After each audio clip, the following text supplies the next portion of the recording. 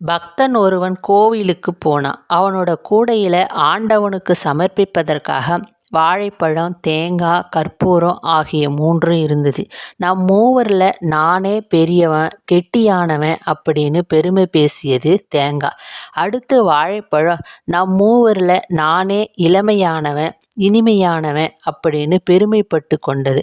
கற்பூரம் எதுவுமே பேசாம மௌனமா இருந்தது.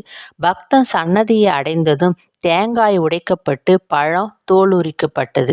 கற்பூரமோ தீபம் ஏற்றியதும் கரைந்து ஒன்றுமே இல்லாம போச்சு. நாமும் தேங்காய் போல் கர்வத்துடன் இருந்தால் ஒரு நாள் நிச்சயம் உடையப்படுவோம். வாழைப்பழம் போல் இனிமையாக தற்பெருமை பேசினால் ஒரு நாள் கிழிபடுவோம். ஆனால் கற்பூரம் போல் அமைதியாக இருந்துவிட்டால் இருக்கும் வரை ஒளி வீசி இறுதியில் மேதமின்றி இறைவனோடு இரண்டற கலந்து போவோம்.